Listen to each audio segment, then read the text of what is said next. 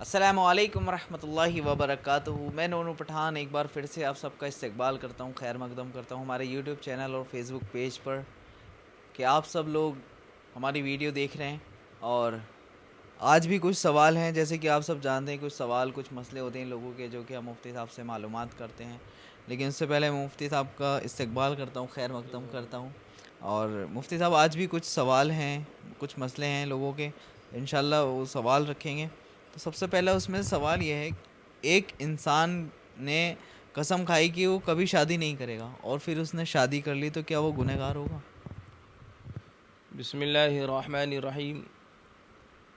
دیکھیے، اگر کوئی انسان قسم کھا لے کہ نکاح نہیں کروں گا، شادی نہیں کروں گا، اور پھر بعد میں جب نکاح کر لے تو نکاح کرنے کے بعد قسم اس کی ٹوٹ گئی،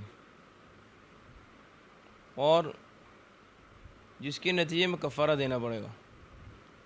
کفارہ یہ ہے کہ 10 مسکین کو دونوں وقت کھانا کھلائے، 10 غریب محتاج ضرورت مند جو بھوکے ہوں ان 10 غریبوں کو کھانا کھلائے، دونوں وقت کا کھانا کھلائے۔ اگر وہ انسان اس کی خود کی مالی حالت اچھی نہیں ہے، 10 مسکین کو کھانا نہیں کھلا سکتا، تو کم از کم پھر اگر 10 کو کھانا نہیں کھلایا تو پھر 3 دن روزے رکھیں، 3 روزے لگاتار رکھیں۔ یہ کفارہ، قسم ٹوٹنے کا کفارہ۔ جی مفتی صاحب، ہمارا اگلا سوال یہ ہے، نکاح سے پہلے منگیتر سے چیٹ پر بات کرنا کہتا ہے، واٹس ایپ وغیرہ پر جیسے؟ ہاں دیکھیے، نکاح سے پہلے منگیتر سے، اس سلسلے میں اگر غور و فکر کریں تو یہ بات سمجھ میں آتی ہے کہ بہت سارے لوگ، آج کا جو زمانہ کھلا ماحول چل رہا، اس کھلے ماحول میں اکثریت ایسے لوگوں کی ہوتی جا رہی ہے کہ جو رشتہ لگتے ہی آپس میں بات چیت شروع کرتے تھے۔ حالانکہ ایک دور وہ تھا کہ لوگ رشتہ لگنے کے بعد تو اس محلے سے گزرنا ہی پسند نہیں کرتے تھے، اس گلی سے گزرتے بھی نہیں تھے۔ لیکن آج یہ ہے کہ آنا جانا سب کچھ ہو رہا، بات چیت بھی ہو رہی، گھومنا گھمانا بھی لیا وقت شادی سے پہلے، تو لوگوں کے ذہن میں یہ بات گھسی ہوئی ہے کہ ہم سب کچھ کر سکتے ہیں۔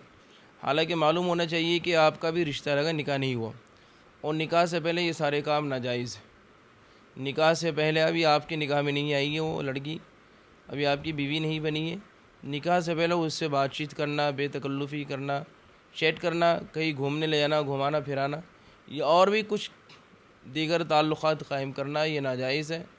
جس طرح اجنبی کسی اجنبی لڑکے اور لڑکی کا آپس میں بات چیت کرنا گناہ ہے، جو گناہ اس پر ہے، ایسے ہی ان کا آپس میں ملنے پر بات چیت کرنے پر۔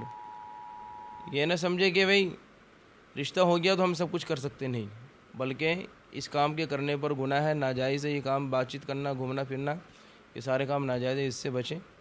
نکاح کے بعد یہ سارے کام کریں، اس سے پہلے جائز نہیں۔ مفتی صاحب، ہمارا اگلا سوال یہ ہے، مردہ کو دفن کرنے کے بعد قبر پر اذان دینا کیسا ہے؟ ہاں دیکھیے، مردہ کو دفن کرنے کے بعد قبر پر اذان دینا ہمارے لیے جناب نبی کریم صلی اللہ علیہ وسلم کی زندگی، ان کی شریعت ایک نمونہ ہے۔ اور اگر ہم حضور کی سیرت کو اٹھا کر کے دیکھیں تو حضور کی سیرت سے کہیں یہ ثابت نہیں ہے کہ قبر پر اذان کبھی آپ نے دی ہو۔ حضور کی زندگی دیکھ لیں، صحابہ کرام کی زندگی دیکھ لیں، تابعی تابعین کی زندگی دیکھ لیں، بزرگان دین کی زندگی، ہم ان حضرات کی زندگی کو دیکھتے ہیں تو پتہ چلتا ہے کہ اذان کہیں سے ثابت نہیں۔ یہ بعض کی چیزیں ہیں، بعد کی چیزیں ہیں، لوگوں نے رائج کر دی ہیں۔ معلوم ہونا چاہیے کہ قبر پر اذان دینا یہ ناجائز ہے اور بدعت ہے، اور اس کا چھوڑنا واجب ہے، اس پر عمل کرنا نہیں چاہیے۔ جو لوگ اذان دے رہے ہیں یہ غلط کر رہے ہیں، یہ بدعت والا عمل ہے، اس کو ترک کر دینا چاہیے ہر حال میں۔ ہاں البتہ اس بات کی اجازت ہے کہ ہم مردے کے لیے سوال جواب، قبر میں جو سوال جواب ہوتے ہیں اس کے استقامت کے لیے وہاں ٹھہر کر کے دفن کرنے کے بعد اصالِ ثواب کر لیں۔ اور جو ثابت ہے کہ سرحانے میں سورہ بقرہ پہلے پارے میں سورہ بقرہ کی ابتدائی آیتیں ہم المفلحون تک، شروع سے لے کے ہم المفلحون تک سرحانے میں پڑھنا چاہیے، اور پائے میں پیر کی طرف سورہ بقرہ کا آخری رکوع یہ پڑھنا چاہیے، یہ ثابت ہے۔ اور اسے پڑھنے سے انشاءاللہ جو مردہ جس کا انتقال ہو، جس کو ہم نے دفن کیا ہے، اس کے قبر میں جو سوال جواب ہوں گے اس میں آسانی ہوگی، ثابت قدمی ہوگی، تو اس کی اجازت ہے۔ باقی قبر پر اذان دینا یہ سب جائز نہیں ہے، یہ بدعت ہے اور اس کو چھوڑنا ضروری ہے۔ مفتی صاحب، ہمارا اگلا سوال یہ ہے، مال ہونے کے باوجود اگر کوئی شخص نکاح نہ کرے؟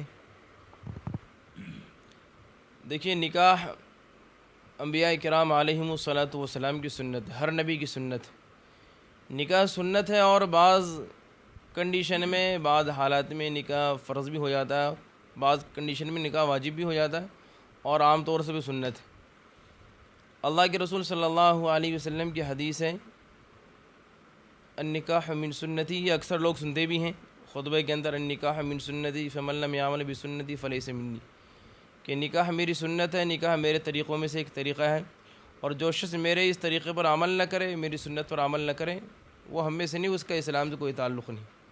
ایک اور حدیث میں اللہ کے رسول نے فرمایا کہ جو شخص جس کی مالی وسعت اچھی ہو اور نکاح کر سکتا ہو، بیوی کے اخراجات اٹھا سکتا ہو، برداشت کر سکتا ہو، مہر کے خرچے دے سکتا ہو، نان نفقے کے خرچے دے سکتا ہو، تو اس کو چاہیے کہ نکاح کرے۔ اگر وہ نکاح نہیں کرتا تو اس کا ہم سے کوئی تعلق نہیں۔ تو جس شخص کے پاس مالی وسعت بھی ہو، اب آگے فقہاء کرام میں اس حدیث کی تشریح کرتے ہوئے کہ جو شخص مال کے اعتبار سے بھی صحیح ہو، بیوی کا خرچہ اٹھا سکتا ہو، اور جسمانی اعتبار سے بھی اس لائق ہو کہ بیوی نکاح پر قادر ہو، بیوی کے جو حقوق ہیں اس حقوق کو ادا کر سکتا ہو، ایسا نہیں کہ جسمانی اعتبار سے کمزور ہے، تو اس کے لیے اسے نکاح کرنا چاہیے۔ اللہ کے رسول کی سنت، اور نکاح بڑی افضل عبادت ہے۔ آپ خود دیکھ لیں، اگر ہم غور و فکر کریں زندگی کے اندر، ہم اور آپ دن اور رات میں 5 وقت کی نماز پڑھ رہے ہیں، نماز کا بھی ایک وقت متعین ہے، تھوڑی دیر کی نماز پڑھ رہے ہیں، ظہر کی نماز میں کتنا وقت لگتا ہے؟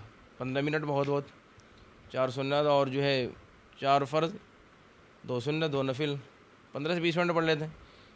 عصر دیکھ لیں، مغرب دیکھ لیں۔ لیکن نکاح ایک ایسی بات ہے کہ انسان جب تک زندہ رہتا ہے تو یہ بات چلتی رہے، برقرار رہتی ہے۔ مان لیجیے کہ انسان نے نکاح کیا 25 سال کی عمر میں، اس کی عمر ہے 60 سال، تو یہ مدت جو ہے نکاح میں یہ مدت گئی، اور عبادت جو دیگر عبادت وہ کچھ وقت کے لیے ہے، تو اسی لیے سب سے افضل عبادت ہے نکاح، اور لمبی عبادت ہے، نکاح کرنا چاہیے۔ جس شخص کے پاس گنجائش ہو وہ نکاح ضرور کرے، اس طرح کی زندگی نہ گزارے، بے نکاح والی زندگی نہ گزارے۔ بے شمار فوائد نکاح کے، بے شمار حکمتیں ہیں، اس لیے نکاح کرنا ہی چاہیے۔ مفتی صاحب، ہمارا اگلا سوال یہ ہے، اگر کوئی شخص فرض نماز اپنے گھر میں پڑھ رہا ہو، سورہ فاتحہ کی کوئی آیت اس کی ایک چھوٹ گئی ہو، تو کیا نماز ہو جائے گی اس کی؟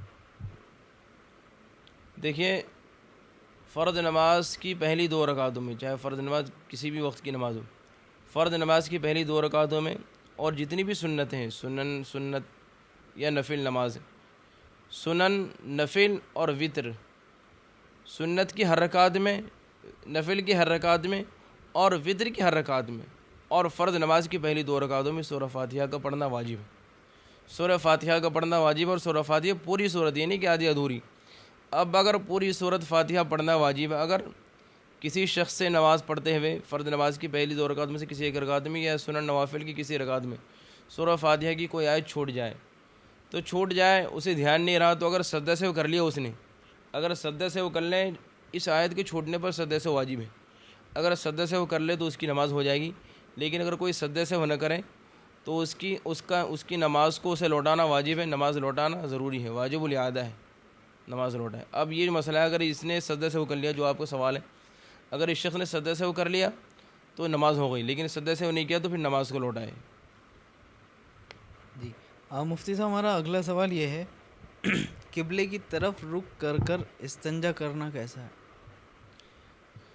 دیکھیے، قبلے کی طرف رخ کر کے نہ چہرہ کرے نہ پیٹھ کرے، قبلے کی طرف رخ کر کے استنجا، ٹوائلٹ میں جانا یا ٹوائلٹ کا رخ، تو یہ بہت سخت منع ہے۔ اللہ کے رسول نے سختی سے منع کیا کہ نہ قبلے کی طرف رخ کرو نہ پیٹھ کرو۔ لیکن اب بعض دفعہ انسان کہیں باہر جا رہا، مجبوری ہے، اور جہاں گیا وہاں جو اس کی جو شیٹ وغیرہ ہے یا پیر رکھنے کی جگہ، وہ اسی کنڈیشن میں انہیں پتہ نہیں، وہاں ہو سکتا ہے کسی ایسی جگہ پہ جہاں کسی غیر ایمان والے کے یہاں چلا گیا، اور ان لوگوں کو پتہ نہیں کہ بھئی قبلہ ان کے کوئی احترام کی چیز نہیں، قبلہ ہمارے لیے احترام کی چیز ہے کہ ہم قبلے کا احترام کریں۔ تو اگر وہاں ایسی مجبوری ہے اور وہاں کچھ نہیں، تو وہاں جہاں تک ہو سکے انسان کوشش کرے آڑا ٹیڑھا ہو جائے، بچنے کی کوشش کرے، ورنہ مجبوری میں پھر اجازت ہے کہ وہاں مجبوری ہے پھر یہ کریں، لیکن جہاں تک ہو سکے بچ سکتا ہو۔ باقی ورنہ اپنے علاقے میں جہاں انسان خود رہ رہا ہو، اپنے گھر میں جب ٹوائلٹ بنوائے تو اس بات کا خاص خیال رکھیں کہ قبلہ کی طرف نہ رخ ہو نہ اس کی پیٹھ ہو، اس بات کا خاص طور سے دھیان رکھنا چاہیے۔ جی مفتی صاحب، ہمارا آج کا آخری سوال یہ ہے، چہرے کو نورانی کرنے کا کوئی وظیفہ؟ اگلے چہرے کو نورانی کرنے کے لیے قرآن کریم 18ویں پارہ سورہ نور کے اندر ایک آیت ہے، اللہ نور السماوات والارض مثل نورہ کمشکاۃ فیہا مصباح المصباح فی زجاجہ الزجاجة كأنها كوكب دري يوقد من شجرة مباركة زيتونة لا شرقية ولا غربية يكاد زيتها يضيء ولو لم تمسسه نار نور على نور يهدي الله لنوره من يشاء ويضرب الله الأمثال للناس والله بكل شيء عليم۔ یہ 18ویں پارے کے اندر سورہ نور کے اندر ہے، اور آیت نمبر، یہ قرآن میں دیکھتا ہوں آیت تاکہ آسانی ہو جائے، کہ ہم نے آیت تو پڑھ دی، ہمارا حفظ ہے، لیکن جو حافظ نہیں انہیں دقت ہوگی۔ یہ آیت نمبر ہے 35، 18ویں پارے آیت نمبر 35، اللہ نور السماوات والارض۔ یہاں اس سے جہاں سے یہ آیت شروع ہو رہی ہے، یہاں رکوع بھی پورا ہو رہا، یہاں سے نیا رکوع شروع ہو رہا، 10 رکوع کے بعد جو آیت ہے، پہلی آیت اللہ نور السماوات والارض، انسان اسے پڑھ لے، اور پڑھنے کے بعد ہاتھ پر دم کر کے چہرے پہ ہاتھ کو مل لے، اس طرح یہ کر کے، تو انشاءاللہ چہرہ نور ہو جائے گا، چہرے میں نورانیت آئے گی۔ دن میں 2-4 بار اس عمل کو کر لیں تو انشاءاللہ اللہ کا کلام ہے، اس سے چہرہ منور ہو جائے گا۔ الحمدللہ آج کے جتنے بھی سوال تھے وہ مکمل ہوئے، آج کچھ کم سوال تھے، تو آپ لوگ زیادہ سے زیادہ کامنٹس کریں تاکہ کچھ سوال جو کہ آپ پوچھنا چاہ رہے ہیں وہ مفتی صاحب سے معلومات کریں، اور ملتے ہیں انشاءاللہ اگلی ویڈیو میں، تب تک کے لیے اپنا خیال رکھیں، نمازوں کی پابندی کریں۔ السلام علیکم ورحمۃ اللہ وبرکاتہ۔